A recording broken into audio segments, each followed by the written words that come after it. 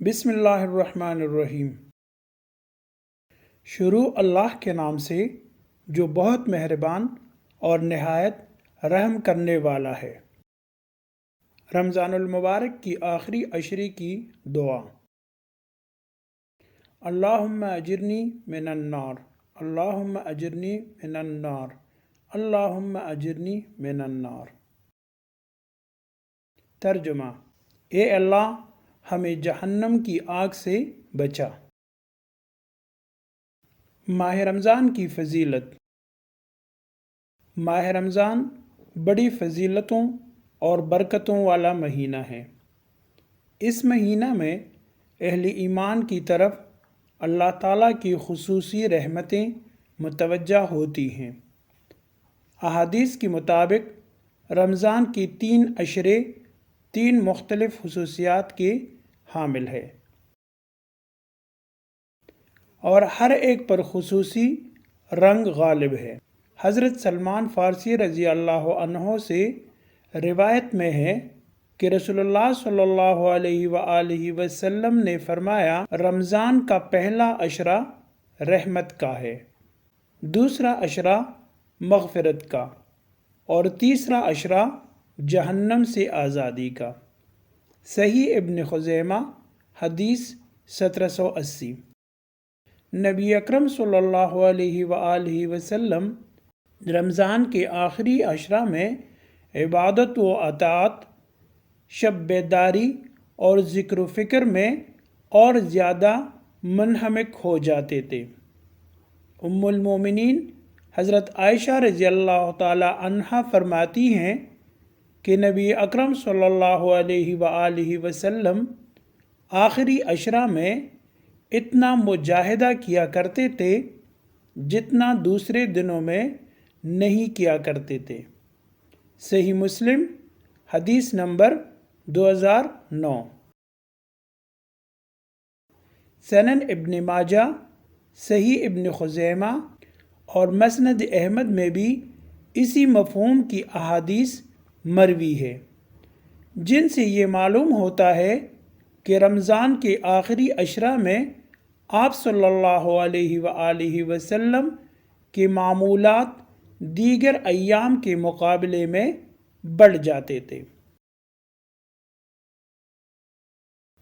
حضرت عائشہ رضی اللہ عنہا فرماتی ہیں کہ جب آخری عشرہ شروع ہو جاتا تو نبی صلی اللہ علیہ وآلہ وسلم رات بھر بیدار رہتے اور اپنی کمر کس لیتے اور اپنے گھر والوں کو بھی جگاتے تھے۔ صحیح بخاری، حدیث نمبر 1884۔ صحیح مسلم، حدیث نمبر 2008۔ شعب الایمان بہقی کی روایت میں یہ اضافہ ہے کہ مہینہ ختم ہونے سے پہلے بستر پر نہیں آتے تھے۔ حدیث 3471۔ رمضان المبارک کی آخری عشرہ کی ایک اہم خصوصیت اعتکاف ہے۔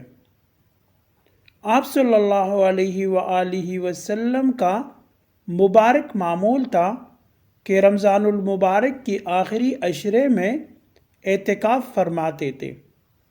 حضرت ابن عمر رضی اللہ عنہما سے مروی ہے کہ آپ صلی اللہ علیہ وآلہ وسلم رمضان شریف کے آخری 10 دنوں کا اعتکاف فرماتے تھے۔ صحیح بخاری، حدیث نمبر 1885۔ صحیح بخاری و مسلم کی روایت میں ہے کہ حضرت عائشہ رضی اللہ تعالی عنہا بیان فرماتی ہیں کہ نبی صلی اللہ علیہ وآلہ وسلم رمضان کے آخری عشرے کا اعتکاف کرتے رہے، حتیٰ کہ اللہ تعالیٰ نے آپ کو اپنے پاس بلا لیا۔ پھر ان کے بعد ان کی ازواج مطہرات نے بھی اعتکاف کیا۔ صحیح بخاری، حدیث نمبر 1886۔ حضرت ابو ہریرہ رضی اللہ تعالی عنہ کی روایت میں ہے کہ نبی اکرم صلی اللہ علیہ وآلہ وسلم ہر سال رمضان شریف میں 10 دنوں کا اعتکاف فرماتے تھے، اور جس سال آپ کا انتقال ہوا اس سال آپ نے 20 دنوں کا اعتکاف فرمایا۔ صحیح بخاری حدیث نمبر 1903۔ احادیث سے معلوم ہوتا ہے کہ نبی اکرم صلی اللہ علیہ وآلہ وسلم آخری عشرہ کا اعتکاف خاص طور پر لیلۃ القدر کی تلاش اور اس کی برکات پانے کے لیے فرماتے تھے۔ حضرت عائشہ رضی اللہ تعالی عنہا کی روایت ہے کہ نبی اکرم صلی اللہ علیہ وآلہ وسلم آخری عشرہ میں اعتکاف کیا کرتے تھے اور فرماتے تھے کہ رمضان کی آخری 10 دنوں میں لیلۃ القدر کو تلاش کرو۔ صحیح بخاری حدیث نمبر 1880۔ حضرت ابو سعید خدری رضی اللہ عنہ کی روایت میں تفصیل ہے، وہ فرماتے ہیں کہ نبی صلی اللہ علیہ وآلہ وسلم نے پہلے عشرے کا اعتکاف کیا اور ہم نے بھی اعتکاف کیا۔ حضرت جبریل علیہ السلام آپ کے پاس آئے اور کہا کہ آپ کو جس کی تلاش ہے وہ آگے ہے۔ چنانچہ آپ صلی اللہ علیہ وآلہ وسلم نے دوسرے عشرے کا بھی اعتکاف کیا اور ہم نے بھی کیا۔ پھر حضرت جبریل علیہ السلام نے آپ کو بتایا کہ مطلوبہ رات ابھی آگے ہے۔ چنانچہ آپ صلی اللہ علیہ وآلہ وسلم 20ویں رمضان کی صبح کو خطبہ کے لیے کھڑے ہوئے اور فرمایا، جو میرے ساتھ اعتکاف کر رہا تھا اسے چاہیے کہ وہ آخری عشرے کا اعتکاف بھی کرے۔ مجھے شب قدر دکھائی گئی جسے بعد میں بلا دیا گیا۔ یاد رکھو، لیلۃ القدر رمضان المبارک کی آخری 10 دنوں میں ہے۔ صحیح بخاری حدیث نمبر 771۔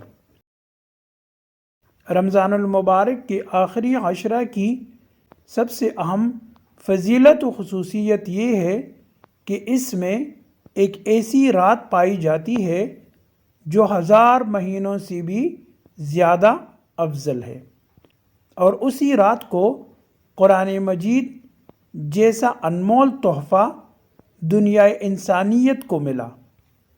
اللہ سبحانہ و تعالی نے اس رات کی فضیلت میں پوری سورت نازل فرمائی۔